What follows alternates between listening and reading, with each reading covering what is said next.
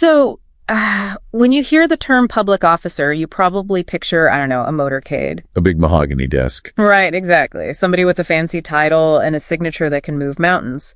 But looking at the sources we're exploring today. Yeah, the Revised Penal Code and some specific Philippine statutes. They draw a much, much wider circle. And honestly, depending on what you do for a living, you might actually be standing inside it. You really might. Our mission today is to figure out why the law is so obsessed with the function of a job rather than, the title on the business card. So let's jump right into that. Why this obsession with function? Well, it really comes down to the state needing to protect its integrity. What's fascinating in these notes is that Article 203 of the Revised Penal Code, It doesn't care about your rank. it totally doesn't care. It defines a public officer as literally anyone who takes part in the performance of public duties in any branch of the government. Which happens through a law, a popular election, or a competent appointment. Okay, I actually have to stop you right there. Because to a lot of people, competent appointment sounds like a performance review. Like, are you good at your job? Oh, right. Yeah. Yeah, it does sound like that. But legally, we're talking about something very different. Right. It's about the hiring authority. Yes, the person appointing you must actually have the legal power to give you that role. Yeah. If you don't have that official stamp from a law or a valid appointment, Then you want a public officer. right.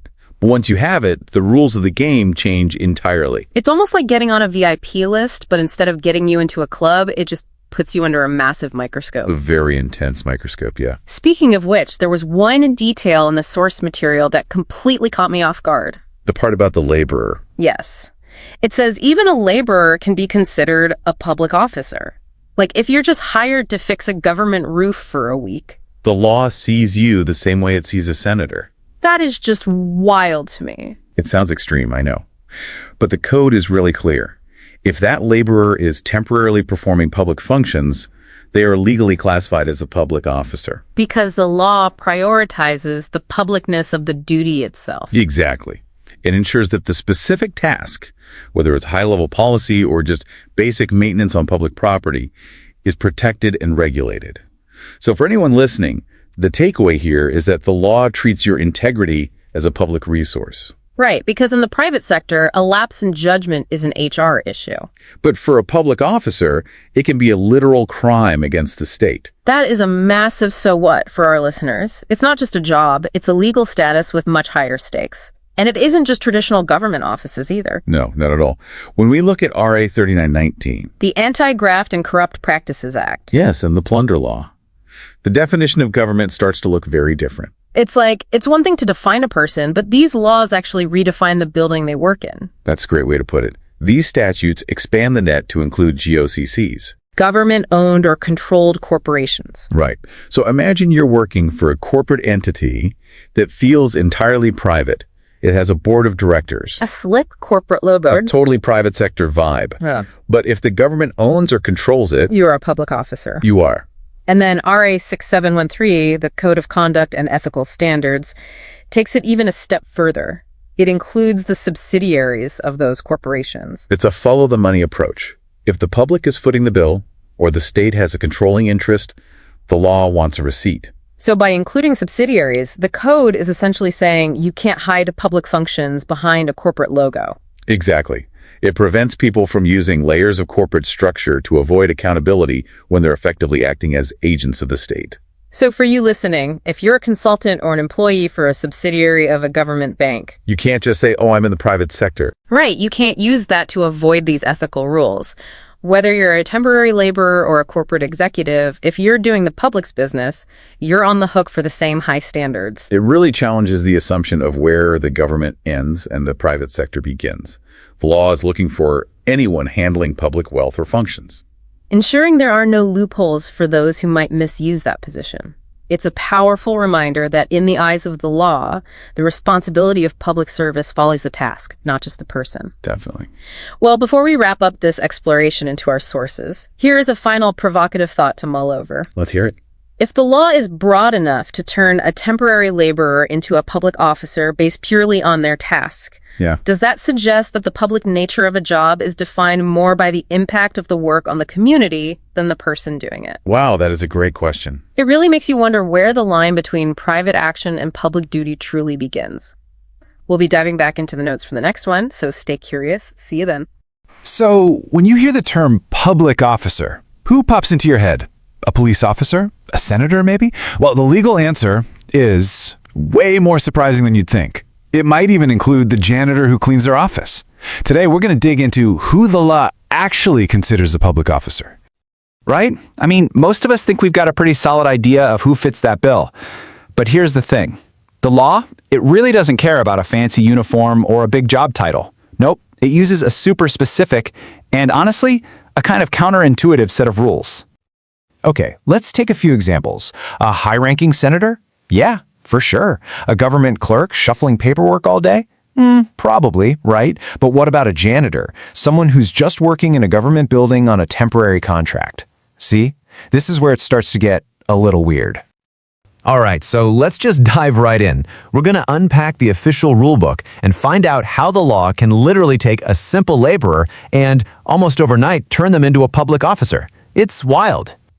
So where do we even start? Well, our home base here is Article 203 of the Revised Penal Code. This is the foundational rule, and it totally ignores things like job titles or how much you get paid. Instead, it gives us this really clean two-part test. And this test, it really boils down to just two simple things. That's it. First, is the person actually doing a public job? And second, do they have the proper legal authority to be doing it? Let's break that down a bit more. So that whole legal authority thing, where does that even come from? Well, the law is pretty clear. It points to three main sources. It can be given to you directly by a law, you can get it by being elected by the people, or you can be appointed by someone who actually has the power to do that. Now, here's something that's absolutely crucial to get. Under this specific rule, your rank means nothing. Seriously, there is no legal difference between a high-level officer and a regular employee. A cabinet secretary and, say, a junior clerk. They're both judged by the exact same two-part test. Okay, so with that test in our back pocket, let's circle back to our janitor, because this right here is where the law shows its most surprising side. And this is all based on real court cases. You see, as a general rule, the courts have said that if someone is hired simply as a laborer, their duties are purely physical, they are not considered a public officer. Why? Because they don't typically perform what the law calls public functions. But that is not the end of the story. Not even close. And here is the absolute kicker. And this comes straight from a landmark case. The moment that laborer is asked, even just temporarily, to do a public function, boom, their legal status completely changes. They become a public officer in the eyes of the law. And this is such a perfect illustration of what a public function can be. We're not talking about making big, sweeping policy decisions here. In one huge case, the simple act of sorting and filing money orders was enough to qualify. Basically, any task done in service of the government can count. And this wasn't just some weird one-off thing. The exact same principle was applied to an emergency helper over at the Bureau of Treasury. Just because they were performing public duties, they were held to the same standard as a public officer. Okay, so that's the first layer, but let's move on, because the plot is about to thicken. It turns out that Article 203, with its surprising gender twist, is really just one piece of a much, much bigger puzzle. When you start looking at the big anti-corruption laws, you find something really interesting. They don't just stick with that standard definition we just talked about. Oh, no. They actually create their own definitions, and they're often way broader, all to make sure they can cast a wider net and catch the right people. And you can see this clear pattern of expansion right here. The Revised Penal Code, that's our baseline. It covers your standard government officials. Then the Anti-Graft Act comes along and stretches that to include employees of government-owned corporations. And then you have the Plunder Law, which, wow, it casts the widest net of all, pulling in even the subsidiaries of those corporations. So you might be asking, why all the complexity? Why not just have one simple rule for everybody? And that's a great question. It really all comes down to the purpose behind each specific law. So yeah, we're not dealing with just one single definition here. We're looking at least 3 different legal frameworks. And the reason why is pretty cool. Each one is like a specialized tool designed for a very specific job. Think about it. A law that deals with just general misconduct, It has one set of needs. But a law that's designed to stop massive, systemic plunder, well, that needs a much bigger, much stronger tool. So the definitions have to match the mission. And really, that is the ultimate takeaway here. The way these definitions have evolved over time, it tells a story about one thing: expanding accountability. The wider the definition, the more people can be held responsible for what they do in the public's name and with the public's money.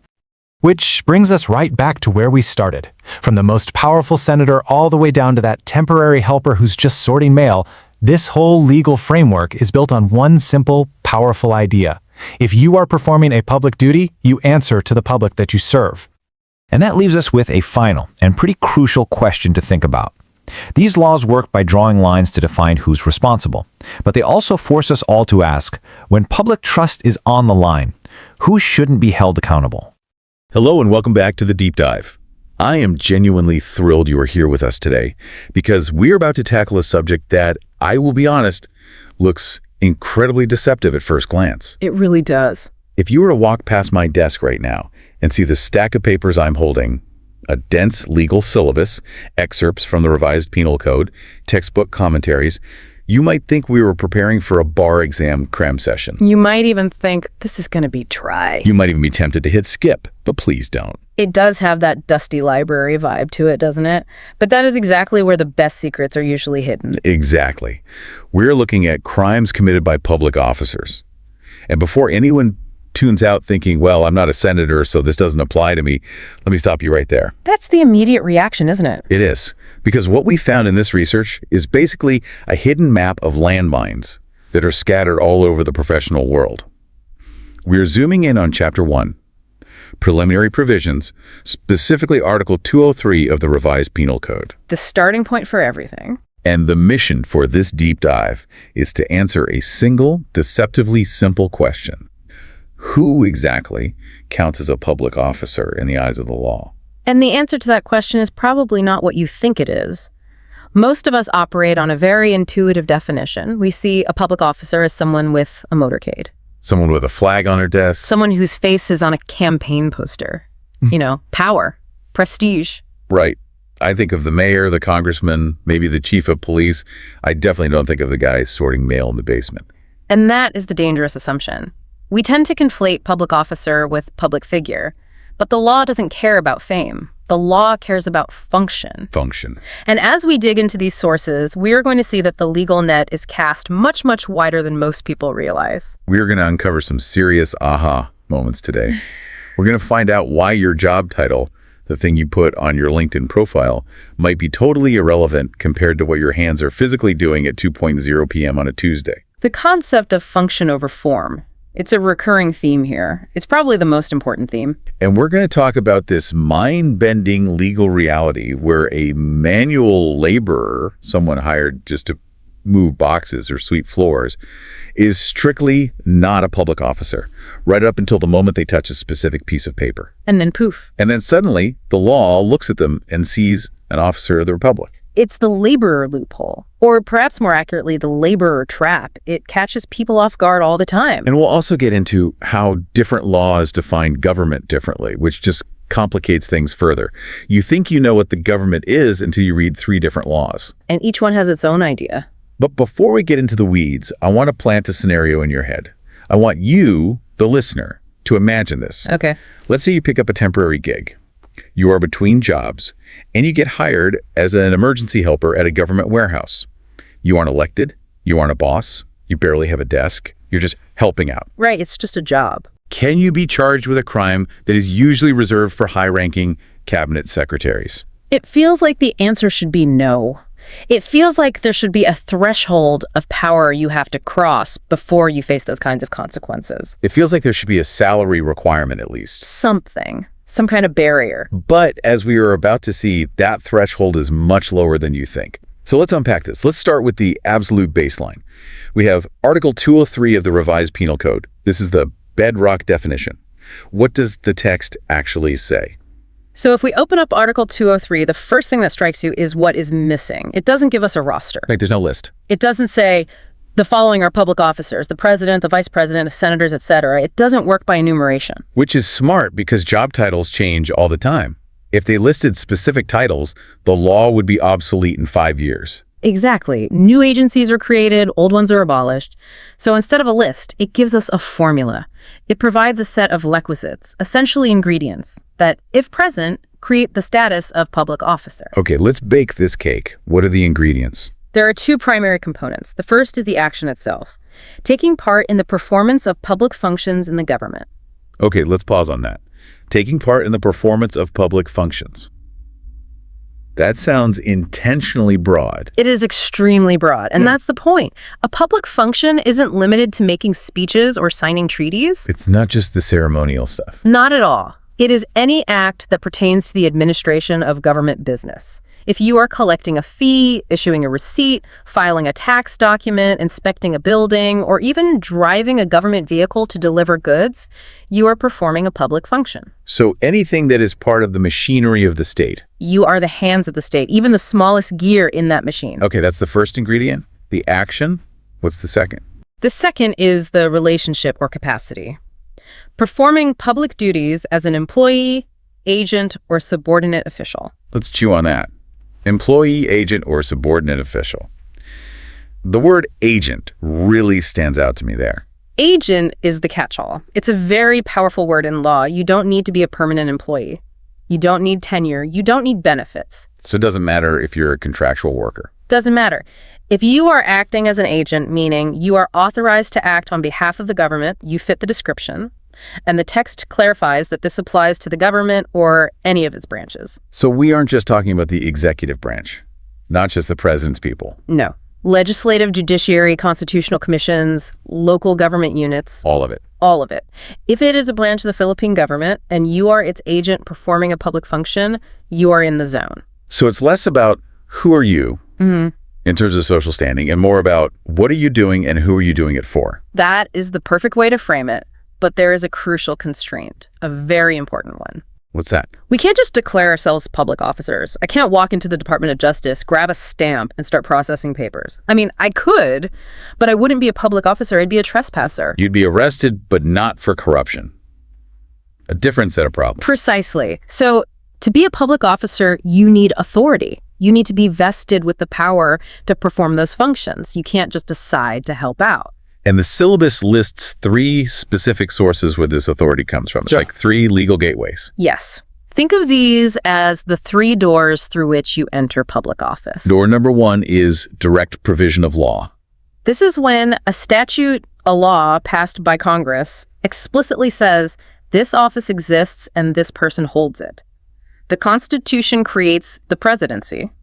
The Commission on Audit is created by law. So the authority is written into the DNA of the law itself. Exactly. It's baked into the legislation. It's the most formal source of authority. Okay. Door number 2 is the one we see on the news. Popular election. The politicians. If the people vote for you, the sovereign will of the people confers the authority. That is the most visible source. But statistically, it's a very small percentage of the total number of public officers. Right. For every one elected official, there are thousands of. Thousands of others. Which brings us to door number 3, which must be the biggest door by far. Appointment by competent authority. This is the door for the vast majority of the civil service, from the undersecretary down to the clerk in the municipal hall. Everyone, this is how the bureaucracy is built. Appointment by competent authority. That sounds a bit bureaucratic. Who is a competent authority? Is there a list for that too? Not a list, but a principle. It's anyone who has the legal power to hire or designate. It could be a department secretary, a bureau director, a mayor, a judge, or a board of regents at a state university. So someone who themselves has authority. Right. Someone who was given the power to appoint by one of the other doors. If the law gives them the power to appoint and they appoint you, then you have the authority. So imagine the chain. The people elect the president. That's door number 2. Right. The president then appoints the secretary. That's door number 3. Yep. The secretary appoints the regional director. Still door 3. Still door 3. The regional director appoints the clerk. All the way down. The authority flows all the way down. Exactly like a waterfall. And once that drop of authority lands on you, once you have that appointment paper and you are performing the function, you fit the definition of Article 203. You're in. This creates a massive umbrella. Under this definition, we have the President of the Republic and we have the person stamping licenses at the LTO. They're both public officers. They are peers in the eyes of this law. And this brings us to one of the most emphatic points in the notes you shared. There is a line that is almost shouting at us. Rank or class is immaterial. That part really made me stop. Rank or class is immaterial. Because in the private sector, rank is everything. If I'm an intern at a massive tech company and I make a mistake, I might get fired, but I'm probably not going to be sued for corporate malfeasance in the same way the CEO would be. Of course not. The liabilities are scaled to the paycheck, to the title. In the Revised Penal Code, for the purpose of defining who is an officer, that hierarchy dissolves. It's flat. The law does not distinguish between a high-ranking officer and a low-ranking employee. So the title of the chapter, Crimes Committed by Public Officers, is actually a bit of a misnomer if you interpret officer in the military or corporate sense. It is a legal term of art. It's not a description of status or prestige. It is a description of accountability. Accountability. You see this clearly in the case of Maniego versus People. Yes, Maniego versus People. This is cited in our notes. Yeah. Tell us the story here. What was the conflict? So without getting too bar down in the minute details, the core conflict in cases like Maniego, and there have been many similar ones, is the defense strategy. The accused stands up and says, Your Honor, you can't charge me with this crime. This crime is for public officers. I am just a low-level employee. I am a clerk. I am a nobody. I'm not an officer. The semantic defense. Yeah. They're trying to use the dictionary definition of officer to escape the legal definition. Look at my pay stub. Does this look like an officer's salary to you? Exactly. And the Supreme Court shut that down completely. They ruled that under Article 203, there is no distinction between an officer and an employee. They just flatten the distinction. Completely. The court doesn't care if you have a mahogany desk or a plastic folding chair. Or no desk at all. Or no desk at all. Okay. It looks at the function. Are you carrying out the business of the government? Are you entrusted with a public duty? If the answer is yes, you are an officer. If the answer is yes, you hold the public trust. And breaking that trust is the crime. It doesn't matter if your salary is minimum wage or if you have a massive discretionary fund. The breach of trust is the issue. That is a powerful concept. It democratizes the responsibility in a way. That's a great way to put it. Everyone carries the weight of the state. It means the state values the integrity of its lowest level operations just as much as its highest level policy decisions. It does. It basically says that the integrity of the government is indivisible. You can't have a government that is honest at the top but corrupt at the bottom, or vice versa. Everyone has to hold the line. But, and there is always a but in these deep dives. Here comes the nuance, the exception that proves the rule. The notes discuss a specific category of worker that seems to break this rule. The laborer. And there is a general rule here that seems to contradict what we just said about rank being immaterial. Right. It says one appointed as laborer is not a public officer. Right. And this is a very important distinction to make. We have citations here, Maniego again, but also People versus Paloma. The courts have generally held that if your appointment is strictly for manual labor, we're talking janitorial services, heavy lifting, gardening, basic maintenance, you are not a public officer. Why create that carve-out? If the gardener is paid by public funds, aren't they an agent? They have an appointment from a competent authority. They are an employee, yes. But the courts look at the element of discretion and authority in a slightly different way here. How so? A manual laborer typically isn't exercising discretion in a way that affects the public's rights or duties.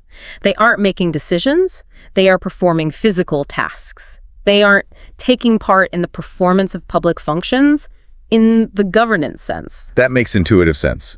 If I'm mowing the lawn at the municipal hall, I'm maintaining the property, but I'm not administering the law. You're not issuing permits. I'm not affecting anyone's legal standing. My job is to make sure the grass is short. Exactly. You are a worker, but not an officer in the sense of Article 203. You are the hands, but not the agent of authority. There's no public trust being reposed in your judgment, only in your skill with a lawnmower. But, and this is where the plot thickens, the notes have a section titled The Twist, or technically, temporary performance. This is where the trap door opens. This is the part that made me sit up straight. The rule is, temporary performance by a laborer of public functions makes him a public officer. This is the laborer loophole, if you want to call it that. It is the ultimate proof that function overrides title, the law says. Generally, a laborer is not an officer. Yeah. However, if that laborer is assigned, even temporarily, even just for an hour, to perform a public function, they become a public officer in the eyes of the law for the duration of that task. So you can transform. You can wake up as a regular employee, go to work, clock in as a laborer, and then suddenly become a public officer just because your boss asked you to do something different. You can. It's fluid. The status follows the function. It's like wearing a uniform. The moment you put on the uniform of public function, you are subject to the rules of the officer. That is just, it's wild. Let's look at the specific examples in the source because they are so vivid. The first one is People versus Bulongau. This is a classic example, a cornerstone case for this principle. In People versus Bulongau, the task in question was the sorting and filing of money orders. Right. Money orders. Okay, let's visualize this. Money orders. These are financial documents. They represent real value. Right. They're basically checks issued by the post office. Now, imagine you have someone who was perhaps hired for a very basic role. The syllabus doesn't specify, but let's say a messenger or a helper. Okay, an odd job guy. Exactly. Their official job description is to carry bags or sweep the floor. But on this specific day, perhaps the office is short-staffed. The postmaster is busy, so they tell the helper, hey, go over there and sort these money orders for me. File them by date. A seemingly harmless request. Just organizing paper. It's clerical work. Seemingly. But the court ruled that the act of sorting and filing money orders constitutes the performance of a public function or duty. Even though it's just filing, it sounds so administrative, so mundane. It is administrative, but think about what a money order represents. No. It represents public funds. It represents a promise by the government to pay. By organizing, securing, and managing those documents, you are acting as a guardian of those records. You are exercising custody over public property of a very sensitive nature. So the moment you touch that stack of money orders and start filing them, the law says you are now a public officer. Your status has changed. Precisely. You have crossed the line. The character of the object you're handling has been transferred to you, legally speaking. And therefore, if you decide to slip one of those money orders into your pocket, or if you destroy one to cover up a mistake. You aren't just committing simple theft or malicious mischief. No. You are committing a crime by a public officer. Malversation, maybe something much more serious. And the penalties. Often significantly higher. And the stigma is permanent. You breach the public trust. You weren't just a thief. You were a corrupt official. That is wild. It's like the act itself anoints you with the responsibility. The paper has power. It really emphasizes that the law cares about the integrity of the government's operations. It doesn't care what your HR file says your job title is. It cares that you were the one holding the government's money at that moment. There is another case here that takes it even further. People versus Ireneo. This one involves an emergency helper. Yes. The title emergency helper implies something very temporary, very low-ranking, almost casual labor. Right. We need an extra pair of hands for the Christmas rush. Get a helper. That's the vibe. Exactly. This was in the Bureau of Treasury, and again, the court held that this emergency helper was considered a public officer. Why? What were they doing? The source doesn't give us the minute-by-minute of Ireneo, but based on the Bureau of Treasury context and the precedent we just discussed, we can infer it involved handling treasury warrants, vouchers, or funds. More magical paper. More magical, powerful paper. The logic remains the same. The emergency nature of the employment didn't matter. So the temporary status is irrelevant. Irrelevant. The helper title didn't matter. The low rank is irrelevant. Irrelevant. The fact that they might be gone next week didn't matter. No. The fact that they were inside the Bureau of Treasury, participating in the mechanism of public finance, made them accountable to the highest standard.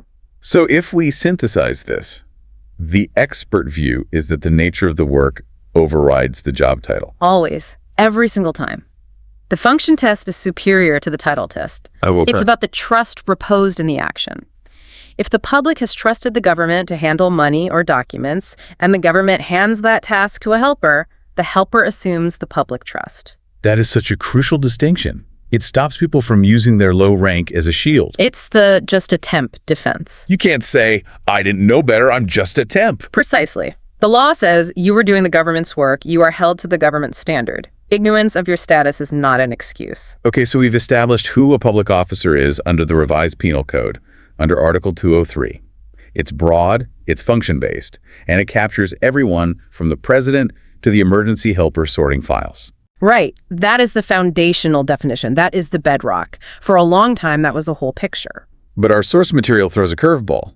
We have a section here called the Clash of Definitions, or rather RPC versus special laws. Yes. This is where we have to be careful not to get confused. We have to look at the timeline. The Revised Penal Code is an older law dating back to the 1930s. So it's from a different era of government. A completely different era. But over the decades, the Philippines changed, the economy changed, the government changed, it got bigger, more complex. So the legislature passed specific laws, Republic Acts, to target specific modern problems like graft and plunder. And the notes point out that the definition of public officer actually differs in Article 203 compared to these newer laws. It does. It had to. The old definition had some gaps when applied to the modern state. So we are looking at a comparison with three major laws. The Anti-Graft and Corrupt Practices Act, which is RA 30019. The big one. The Plunder Law, RA 7080, and the Code of Conduct and Ethical Standards, RA 6713. The trifecta of modern anti-corruption legislation. What is the main difference? Is the definition narrower or wider in these new laws? It's significantly wider. Much, much wider. The key lies in how they define government. Government. How do you define government differently? It seems pretty static. It's the flag, the capital, the agencies. Well, under the old Article 203, government generally meant the national government, local government, the branches we know, the traditional sovereign functions. But then the government started entering the private sector. It started running businesses. The OCCs, government-owned or controlled corporations. Exactly. This is the key expansion. Think of water districts, state-run banks, power corporations, transport authorities, casinos. Right. They operate like private companies in many ways. They have CEOs, boards of directors, profit targets. They do. So under the strict old definition of Article 203, there was some ambiguity. Is a manager at a state-owned bank a public officer in the same way a mayor is? I could see the argument. They'd say, I'm a corporate executive. I deal with profit and loss statements, not ordinances. I'm a business person. Right. They might argue they are governed by corporation law, not administrative law. I'm not a public servant. I'm a banker who happens to work for a government bank. A very convenient distinction to make if you're up to no good. Extremely convenient. But the legislature realized that was a massive blind spot. These corporations handle billions, sometimes trillions, of pesos of public assets. If you let those officials off the hook because they aren't technically government in the traditional sense, you leave a massive door open for corruption. So how did the special laws fix this? How did they slam that door shut? They redefined the term. In RA 6713 and RA 7080 specifically, the definition of government is explicitly defined to include government-owned or controlled corporations and their subsidiaries. And their subsidiaries. That is a huge expansion. It is. It's a game changer. So if the government owns a bank, that's a GOCC, its employees are covered. Correct. And if that bank buys a private leasing company, that leasing company is now a subsidiary. So the employees of that leasing company might now fall under this definition, yes. The intent was to cast the widest possible net. The legislature wanted to ensure accountability wherever public money flows. Follow the money. So under the Anti-Graft Act or the Plunder Law, you cannot use the I work for a corporation defense if that corporation is government owned. Exactly. The modern definition captures the modern reality of government. It's not just administration anymore, it's business.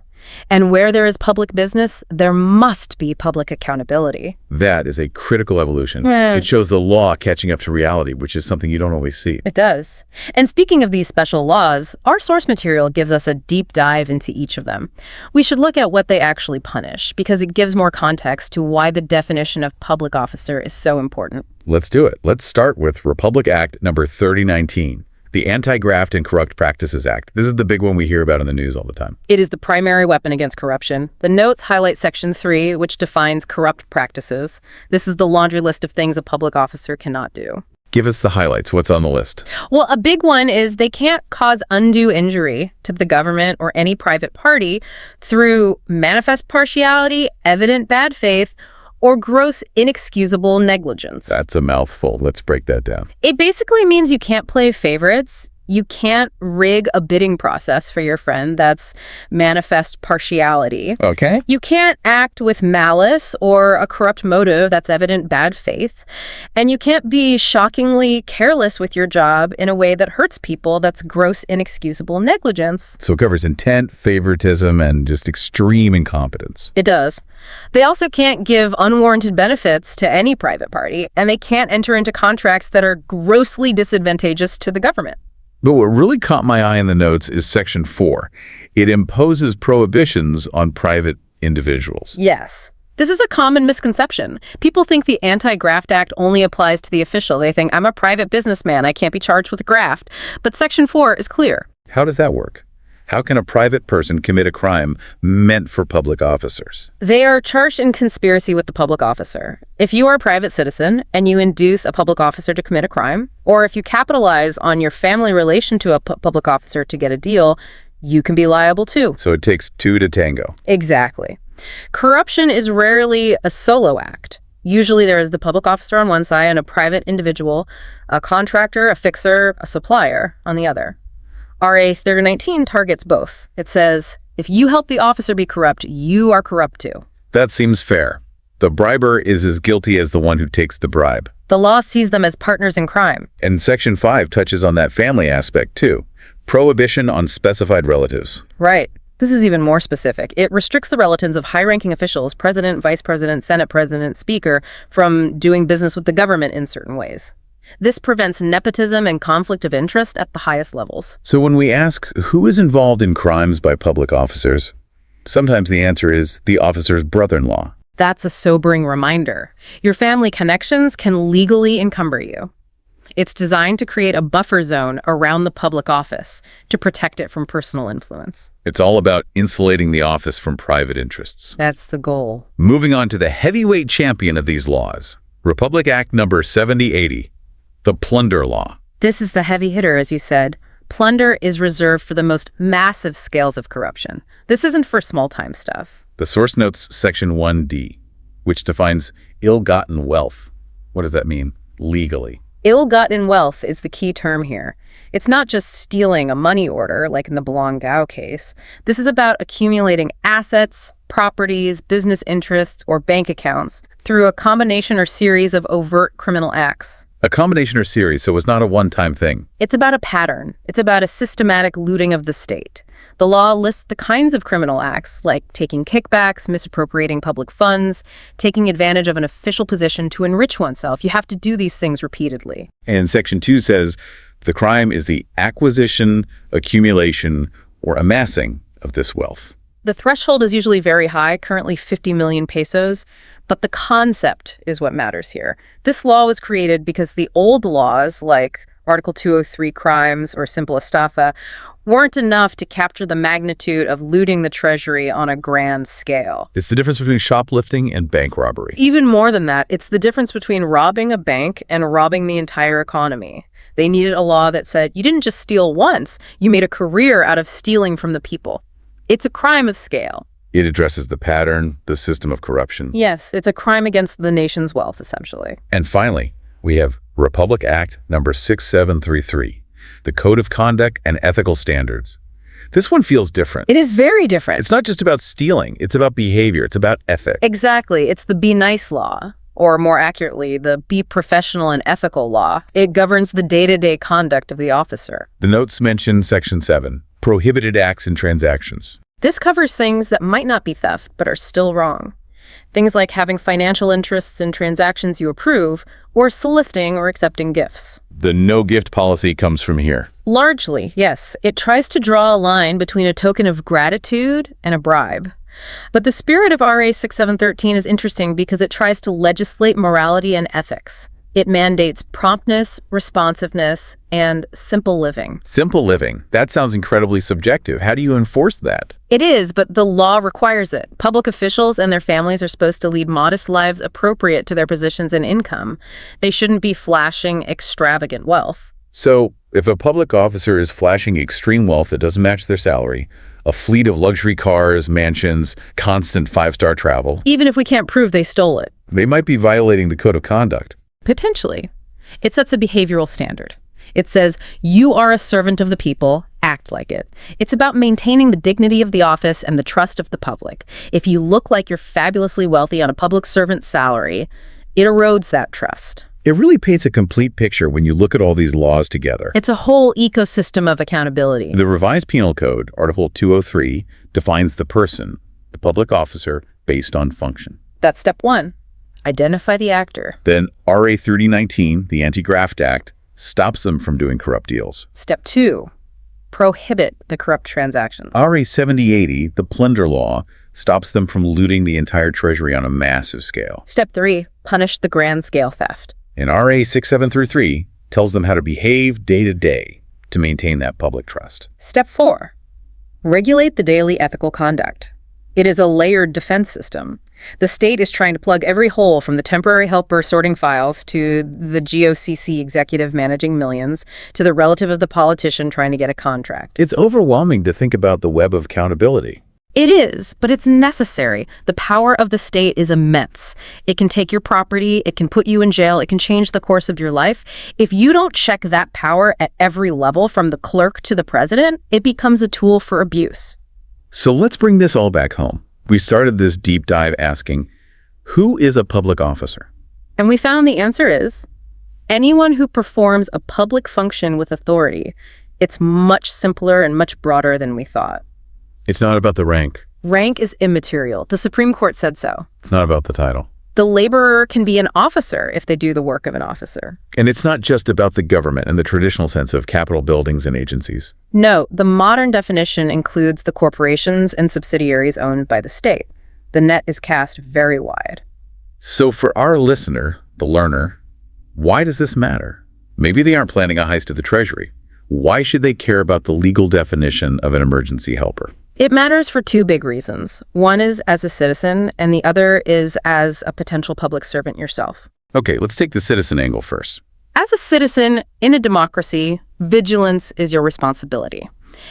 If you are interacting with a government employee, whether they are a meter reader, a tax assessor, or a permit issuer, you need to understand the authority they wield and the standards they are held to. Yeah. They are public officers. They are under Article 203. They are subject to the Anti-Graft Act. They are bound by the Code of Conduct. Knowing this empowers you. It empowers the citizen to know that the person across the counter isn't just a worker. They are a holder of public trust with serious obligations. Exactly. It changes the dynamic of the interaction, and it helps you know when a line is being crossed. Okay, what about the other angle? As a potential public servant. This is maybe even more important. Millions of people work for the government or do contract work for it or volunteer for it. This deep dive is a warning and a guide. A warning. A warning that if you enter public service, even in a minor role, you need to know that the rules of the game change. You are no longer just a private employee. You are a steward of the state. Your actions are scrutinized under a different, much harsher lens. I think the most sticking image for me today is that money order case. The idea that a piece of paper can change your legal identity. It's a potent symbol. The public character of the document transfers to the person holding it. You take on the characteristics of the function you're performing. So as we wrap up, I want to leave you with a thought that came from that temporary performance doctrine. We often think of our careers as static. I'm a manager, I'm a writer, I'm a laborer. We like our neat little boxes. That's right. We like our titles. But the law sees us as fluid, defined by our actions in the moment. Your identity can shift based on the task at hand. A very different way of looking at work. So here is the question. If an emergency helper can become a public officer just by sorting a file, are we all just one temporary assignment away from carrying the weight of public trust? That's a deep question. Where exactly is the line drawn in your own daily work? If you volunteer for a city committee, if you're asked to help out at a public school's fundraiser, if your company takes on a small government contract and you're assigned to it, when do you cross the line and suddenly find yourself holding that public trust? That is a question worth asking. The boundary is closer than we think. It certainly is. This has been a fascinating look into the definition of authority and accountability. Thank you for walking us through the legal maze. My pleasure. It's always good to look under the hood of the system. And thank you to you, the listener, for diving deep with us. We'll see you on the next one. Welcome to the debate. Today we are dissecting a a legal identity crisis that sits at the very heart of the Revised Penal Code. We often think we know what a government official looks like, right? We picture a suit, a title, an oath of office, maybe a framed appointment paper on the wall. But under Article 203, that image might be a dangerous illusion. It certainly is. And, well, we are looking specifically at the definition of a public officer, and the friction here is substantial. It's essentially a tug-of-war between the rigid structure of bureaucracy, what is written on your HR file, and the fluid reality of public service, which is what you are actually doing with your hands. Exactly. And the central question we are debating is this: does the status of public officer live in the paper appointment, or does it live in the action? I am taking the advocate position, arguing for the functional definition. My stance is that the law is designed to be a dragnet. It captures anyone who participates in the exercise of public power, regardless of their rank, class, or temporary status, to ensure absolute accountability. And I am taking the dissenter role, representing the structuralist view. Criminal law demands precision. You cannot have a definition that morphs based on what someone does on a random Tuesday afternoon. I argue that Article 203 establishes strict boundaries based on authority and appointment. If we blur those lines just to catch everyone, we risk diluting the very meaning of the office and, frankly, violating the rights of the accused by holding them to standards they never signed up for. Well, let's get right into the text of Article 203 then. My position really rests on the sheer inclusivity of the language. The law effectively says rank and class are immaterial. It doesn't matter if you are the head of the department or the lowest clerk. If you are taking part in the performance of public functions, the law sees you as the state. It says rank is immaterial, sure. But it doesn't say status is immaterial. I mean, you are conflating the two. But the jurisprudence suggests otherwise. Look at Maniego versus People, specifically 88 Phil 494. This is the bedrock case for my argument. The court explicitly stated that the definition of a public officer is quite comprehensive. It embraces every public servant from the highest to the lowest. The court didn't carve out exceptions for mere employees or subordinates. They looked at the nature of the work. If you are part of the machinery of government, you are a public officer. The philosophy here is clear. You cannot hide behind a low pay grade to escape the high standards of public trust. I read Maniego differently. Maniego establishes that a low-ranking officer is still an officer, yes, but it doesn't erase the prerequisites for becoming one in the first place. You are skipping over the gatekeepers. Article 203 lists 3 specific sources of authority: direct provision of law, popular election, or appointment by competent authority. These are the pillars. You can't just wander into a government office, start filing papers, and call yourself a public officer.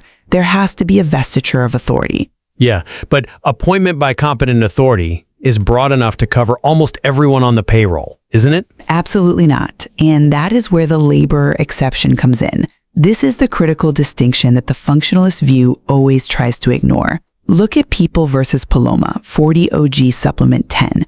The courts have held that a laborer, someone appointed essentially for manual tasks, is not a public officer under Article 203. But that's a very specific context. It's a vital context. If your definition were true, that anyone helping the government is an officer, then the janitor, the gardener, and the maintenance crew would all be liable as public officers.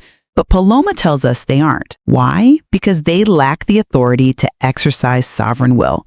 They have a job, not an office. There is a massive legal difference between working for the government and being the government. You're treating the laborer exception as a permanent shield, but I see it as a temporary state.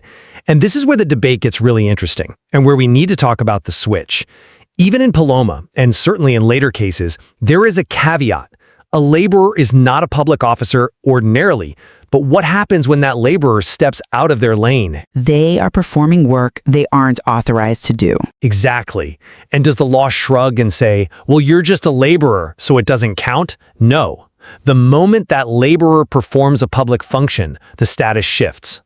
Look at People versus Belongao. The defendant was involved in the sorting and filing of money orders. On paper, perhaps a manual task. But the court looked at the act. Handling money orders is a public function. It involves the assets of the state. The court found that even if you are a laborer, the performance of that specific duty triggers Article 203. So what is that, some kind of Schrodinger's public officer? I mean, No.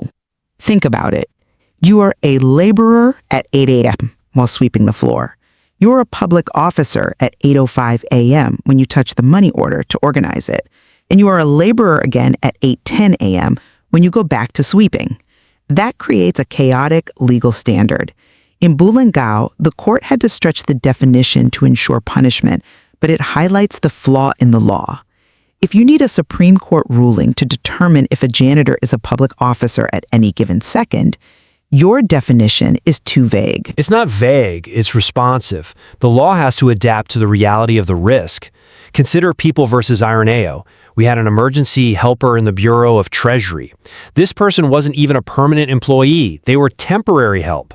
By your structural definition, they shouldn't be covered. They have no tenure, no real rank, no appointment in the traditional sense of a career service officer. Yet, because they were working in the Treasury handling public funds, the court said public officer. And that ruling troubles me. Why?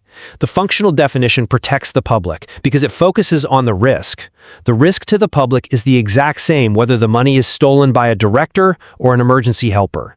Therefore, the liability must be the same. The title or the ID card is irrelevant to the damage done to the public trust. Right, I grant you the public policy argument. We want to punish theft.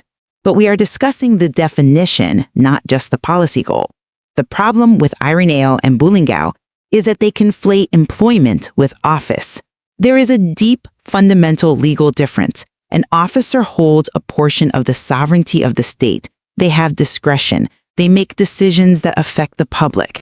An emergency helper sweeping the treasury floor or moving boxes is not exercising sovereignty.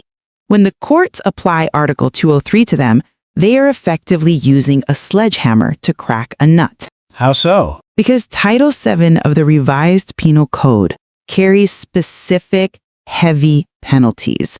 These are crimes like malversation, bribery, infidelity in the custody of documents. These crimes carry perpetual disqualification from holding office. They are designed for those who betray the public trust. Applying that to an emergency helper who is just moving boxes seems like a massive overreach with the state's power. You are elevating a manual laborer to the status of a statesman just to throw the book at him. I completely disagree that they don't hold trust. If you are inside the Bureau of Treasury, you are in a sanctum of the state. Access itself is a form of trust. If the state lets you in the door to handle the money, the state has deputized you, whether the HR paperwork catches up or not. But let's pivot, because you mentioned the heaviness of the law and the rigidity of the definition. You seem to suggest that Article 203 is too old-fashioned or blunt compared to modern statutes. It is antiquated, and this brings us to the divergence from special laws. If we look at the anti-corruption framework in the Philippines, Article 203 is just one pillar, and it's the oldest one.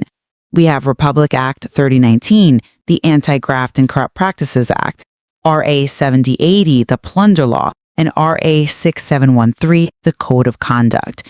When you look at the definitions in those laws, particularly RA 3019 Section 2, the contrast with Article 203 is stark. Because they explicitly include government-owned or controlled corporations? Correct. That is the key divergence. The special laws define government to explicitly include GOCCs, government-owned or controlled corporations, and their subsidiaries. Article 203 does not. Article 203 speaks of the government and its branches. It is rooted in the traditional tripartite structure: executive, legislative, judiciary. It does not naturally stretch to cover a subsidiary of a state-owned oil company, for instance. Yeah, but does it need to? The logic of public function should still apply. If you want to charge them under the Revised Penal Code, yes, it needs to be explicit. This is the glaring gap in your functional argument. You claim the definition is broad and fluid, but if a person works for a GOCC performing a public function in a corporate sense, they might fall under the Anti-Graft Act but fail to meet the definition of public officer under Article 203 because the strict textual source of authority isn't there. Break down the practical implication of that for me. The implication is that the penal code is strictly construed against the state. You cannot just analogize a GOCC employee into Article 203 if the text doesn't support it. So you could have a situation where a manager at a state-owned bank commits a crime. You can charge him with anti-graft under RA 3019, but you might seriously struggle to charge him with a Title VII felony under the Penal Code because he doesn't fit the Article 203 definition of being in a branch of the government. I see the technical distinction, but I think you're missing the forest for the trees here. The special laws had to be explicit about GOCCs because GOCCs are a modern invention relative to the Penal Code. The fact that RA 3019 clarifies this doesn't weaken Article 203, it supplements it. Article 203 is the bedrock. It's about the performance of public functions in the government. If a GOCC is performing a governmental function, the logic of Maniego, function over rank, should still apply. The source of authority is the state's ownership. That is a dangerous leap. State ownership isn't one of the three sources of authority listed in Article 203. It lists law, election, or appointment. It does not list corporate ownership. If I am hired by a private HR firm to work in a subsidiary of a GOCC, I am not appointed by a competent government authority. I am a private employee. Under RA 3019, I might be liable because they wrote the law specifically to catch me. Under Article 203, I argue I am not a public officer. The structural limits protect me. So your argument effectively creates a safe harbor. You could have two people doing the exact same corrupt act, let's say embezzling funds. One works for the Bureau of Treasury, one works for a state-owned bank subsidiary. The Treasury worker gets hit with the full weight of the Penal Code because of their appointment. The bank worker walks away from the Penal Code charge, perhaps facing a lesser charge or just the special law, purely because of a technicality in how they were hired. That isn't a safe harbor created by me. It is the fundamental principle of legality. Nullum crimen sine lege. There is no crime without a law. If the Penal Code's definition doesn't fit, you can't force it. That is why the special laws exist to plug those exact holes. But we cannot retroactively expand Article 203 just because we want consistency. We have to respect the text, and the text absolutely cares about the source of the authority. Okay, let's dig deeper into that source of authority because I think that's where the functional argument is actually strongest, ironically. We agree on the three sources: law, election, appointment. But let's go back to our laborer in Belungawa sorting the money orders. You argue he lacks authority. I argue the act confirms the authority. But there's a third angle here: usurpation. Right. This is the flip side. If I am not authorized to do a job, but I do it anyway, am I a public officer or am I just a guy breaking the rules? This is the usurper dilemma. If we strictly follow your structural view, if a laborer takes it upon himself to process tax returns without an appointment to do so, he isn't a public officer. He's a usurper. He might be charged with usurpation of authority, but perhaps not the specific crimes reserved for officers, like malversation or bribery. And that would be the legally correct outcome. If he wasn't appointed to the position, he cannot breach the trust of the position. He is committing an entirely different crime. He is an impostic. But the courts in Maniego, Palama, and Bulungao rejected that outcome. They realized that would be a disaster for public accountability. If you allow the lack of a proper paper appointment to be a defense against bribery, you incentivize chaos. You'd have officials using unofficial helpers to do their dirty work, claiming they aren't officers and therefore can't be bribed in the legal sense. That's a valid fear. It's a reality. The functional definition closes that loophole. It says, you acted like an officer, we will judge you as an officer. The function establishes the legal reality. The law creates a legal fiction to ensure justice. It establishes a fiction of legal reality for the sake of punishment. That is exactly my point. I understand why the court does it, to prevent impunity. But we have to acknowledge that it heavily blurs the line between the private person and the state. A public officer is supposed to be the avatar of the state. When a laborer sorts mail, are they really the avatar of the state or are they just moving paper? When that paper is a money order or a judicial record or a tax document, yes, they are the hands of the state. The state cannot act except through people. If those hands are dirty, the state is compromised. That is why Maniego says rank is immaterial. The damage to the public trust is done by the act, not the title. The citizen standing at the counter doesn't care if the person asking for a bribe is a permanent employee or an emergency helper. They just see the government demanding money. I suppose my concern lies in the expansion of that logic. If acting like the state makes you the state, where does it stop? What about a private security guard at a government building? What about a private contractor paving a public road? If the contractor asks for a facilitation fee to pave your driveway faster, is he a public officer committing bribery? Under Article 203, strictly speaking, no. But under your functional definition, well, maybe. That is where the jurisprudence is heading, actually.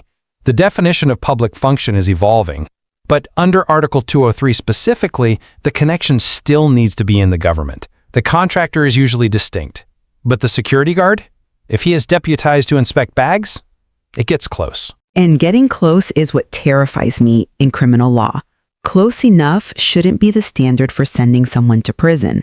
But I can see that the current weight of jurisprudence, especially Maniego and Bulangao, favors your functional interpretation within the context of traditional government offices.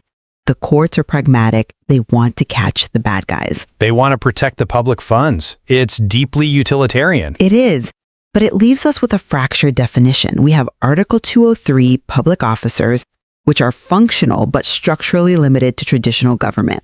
We have RA 3019 public officers, which is statutory and covers GOCCs.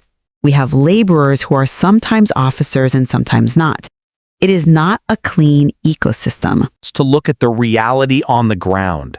For me, the position holds that one should never assume they are exempt from public accountability just because their ID card says temporary or laborer. If you touch the work of the sovereign, you accept the liability of the sovereign. And from my perspective, the state must be precise in how it delegates power. If you want someone to be accountable as an officer, appoint them as one.